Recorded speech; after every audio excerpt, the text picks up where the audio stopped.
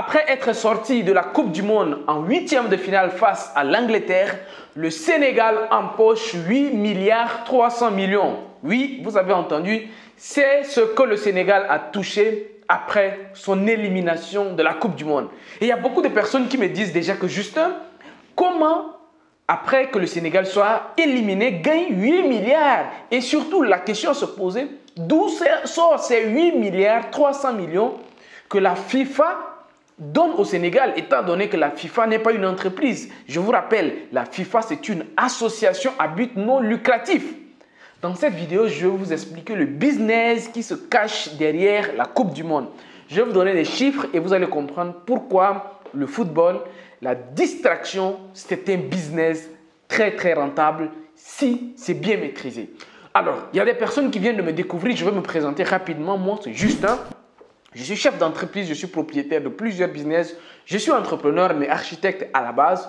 Donc, vivre et réussir en Afrique, c'est un concept. Hein? Donc, le nom et le concept vont ensemble, vivre et réussir en Afrique.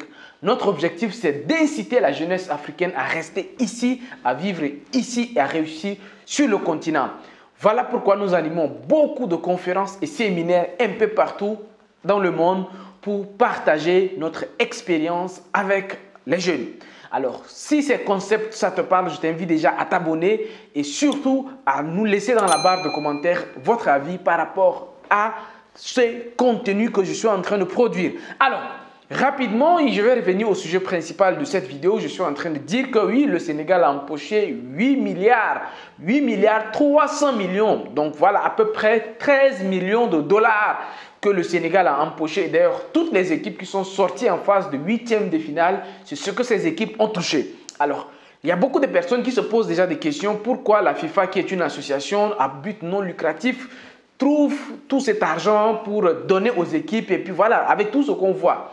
Je vais revenir, on va redescendre à terre et je vais vous expliquer maintenant concrètement c'est quoi le business. Mais avant même de vous expliquer le business, il faut que je vous donne ces chiffres que vous comprenez. Alors, les premiers chiffres que vous devez savoir déjà, c'est que toutes les équipes qui ont joué à la Coupe du Monde ont gagné de l'argent. Qu'ils sont sortis en phase de poule ou bien qui sont qualifiés en huitième ou bien ainsi de suite, ont tous touché de l'argent. Alors, le premier montant, c'est un prime, c'est le prime dès l'entrée. Donc, ça dit que si vous avez remarqué qu'on a joué, le Sénégal a joué ici face à l'Égypte, le Sénégal a éliminé l'Égypte pour se qualifier en Coupe du Monde. Alors, rien que cette qualification, il y a un prime déjà qui est donné par la FIFA qui s'élève à 1,5 million de dollars. C'est l'équivalent d'à peu près, ça ne fait pas 1 milliard de francs CFA, mais à peu près 1 milliard. Ça, c'est prime de participation. Maintenant, prime de poule. C'est-à-dire que dans les matchs de poule seulement, dans les matchs de poule, toutes les équipes qui ont joué les matchs de poule ont touché également des primes. Et ces primes s'élèvent à 9 millions de dollars. Donc, à peu près 6 milliards, quelque chose comme ça. Donc, toutes les équipes qui ont joué seulement, il suffit d'avoir joué les matchs de poule et tu touches à peu près 6 milliards de francs CFA, soit à peu près 9 millions d'euros. Toutes les équipes qui sont qualifiées en huitième de finale touchent 13 millions de dollars, soit l'équivalent d'à peu près 8 milliards 300 000 francs CFA que toutes les équipes qui sont éliminées en phase de huitième de finale ont touché.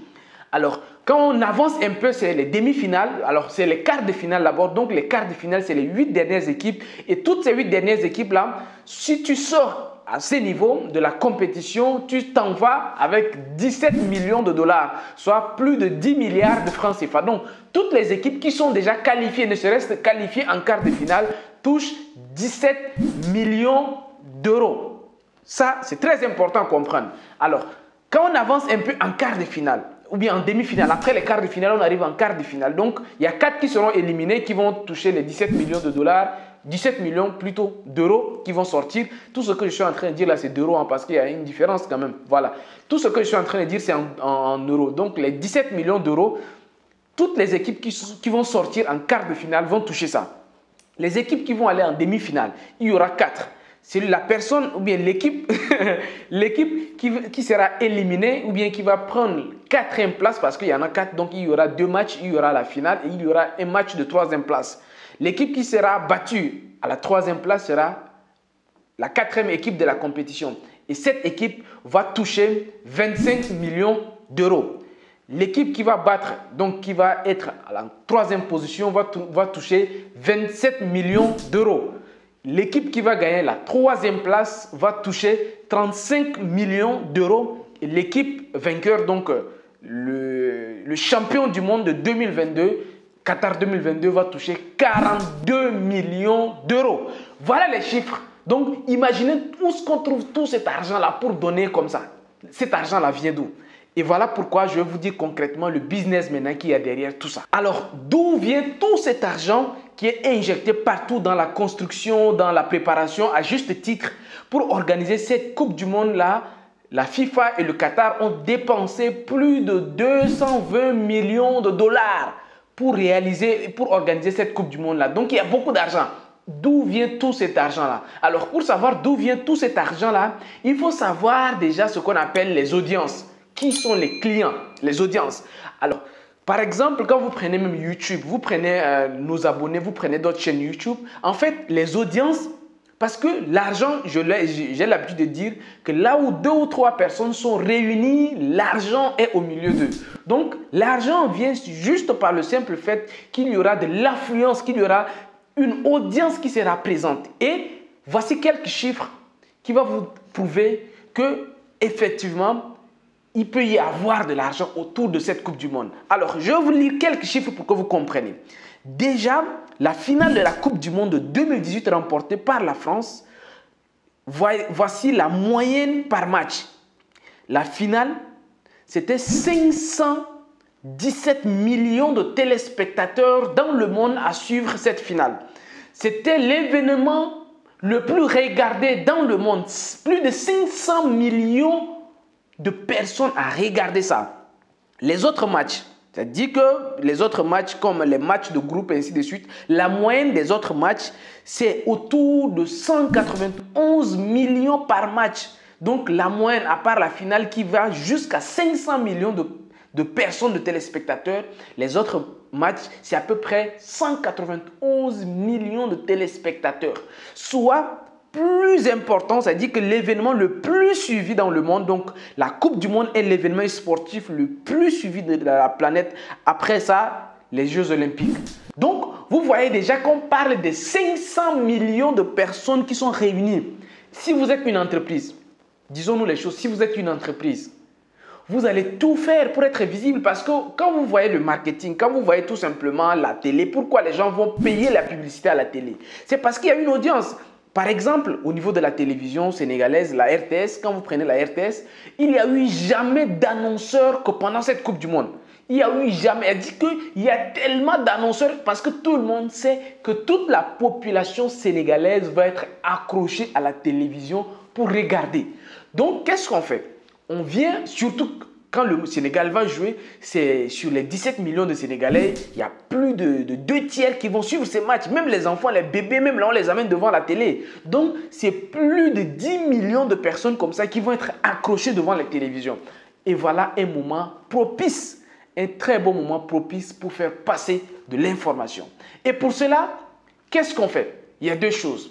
Les annonceurs vont vouloir venir à tout prix pour faire des publicités. Alors là également, je vais refaire une autre vidéo parce que j'ai d'autres chiffres pour vous dire le coût que les annonceurs prennent pour être juste sponsors. Et d'ailleurs, on n'avait même pas, parce qu'il y avait tellement de sponsors déjà qu'on n'avait même pas besoin des sponsors.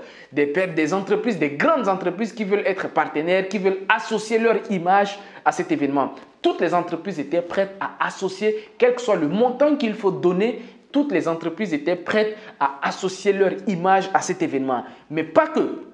Quand un événement a comme ça de l'affluence également, il y a ce qu'on appelle les droits de télé. Donc, il y a les droits de retransmission. Toutes les télévisions au Sénégal, par exemple, non, en Afrique plutôt, parce que ce n'est pas au Sénégal, le Sénégal retransmet également. Le Sénégal également a acheté, comme toutes les autres chaînes qui veulent retransmettre la Coupe du Monde sur leur télévision, payent beaucoup d'argent. C'est une chose. Après également, il y a une autre chose, elle dit que dans le stade même, c'est-à-dire que vous voyez, pour faire passer son annonce, dans le stade même, ça coûte très cher. Et non seulement ça coûte très cher, mais je vais encore plus loin. Rien que, imaginez, rien que les grades. Je vais maintenant vous parler des prix des tickets, c'est-à-dire que pour entrer et suivre un match de Coupe du Monde, les prix vont de 500 $ à 1500 $ Pour la finale, par exemple, là même, on est en train de nous parler de presque 2000 $ par match, sachant que le stade qui va accueillir la finale de la Coupe du Monde a 80 000 places. Imaginez 80 000 places des personnes qui ont payé physique. Je ne parle pas des retransmissions en physique. 80 000 places pour en moyenne 2000 $ par personne. Faites un peu le calcul. 80 000 multiplié par 2000 $ et ça, c'est encore très loin. C'est-à-dire que ça, c'est dans les gradients. Il a dit que plus vous vous approchez des stades, c'est encore plus coûteux. Mais ça, les 2000 $ par personne que je dis pour les matchs de finale, ce n'est qu'une moyenne. Mais sinon, il y a plus que ça. Donc, imaginez toute cette somme d'argent-là. Et alors, pour le pays hôte, là encore, c'est un autre business. Mais c'est totalement un autre business que je pourrais revenir dessus avec d'autres vidéos pour vous expliquer, par exemple, le tourisme qui va se déployer là-bas, tout ce qui est immobilier qui s'est développé là-bas, le transport qui... Mais il n'y a que des allers-retours, les stades qui sont construits un peu partout, il y a du déplacement partout, les gens se déplacent. Non, mais il y a tellement de business autour de ça que je vais même refaire une autre vidéo. Peut-être en fonction du temps et en fonction également dans vos commentaires, j'aimerais savoir ce que vous voulez savoir. Comme ça, je pourrais faire mes recherches, trouver des informations assez pertinentes et venir partager cela avec vous. Donc, véritablement, cette Coupe du Monde et toutes les autres Coupes du Monde et tous les événements qui rassemblent du monde sont des événements business. Voilà pourquoi même des équipes qui ne sont même pas parties en huitième de finale gagnent beaucoup d'argent. Il suffit juste d'être qualifié pour la Coupe du Monde et les gars ils te donnent beaucoup d'argent parce que en venant, ton pays le Sénégal par exemple va acheter, se voit un peu dans l'obligation d'acheter les droits de retransmission et puis voilà. Les Sénégalais se verront obligés, pas obligés, mais bon, comme si, par un exemple, si le Sénégal joue la Coupe du Monde, imaginez le nombre de Sénégalais qui sont allés au Qatar. Ça va être la même chose. Si la Côte d'Ivoire partait dans une Coupe du Monde, le nombre d'Ivoiriens qui vont affluer. Donc, rien que si vous êtes juste qualifié, à venir jouer la Coupe du Monde, vous avez déjà de l'argent, à peu près 5 milliards comme ça pour vous. Parce que le fait que votre nation vienne seulement jouer là, vous allez apporter de l'argent à la FIFA et au pays hôte. Voilà les amis, ce que j'aimerais partager dans cette vidéo. Quant à moi, je vous dis à très bientôt. Si vous voulez vraiment partager cette vidéo dans le maximum de groupes, au revoir et à très bientôt. Ciao, ciao.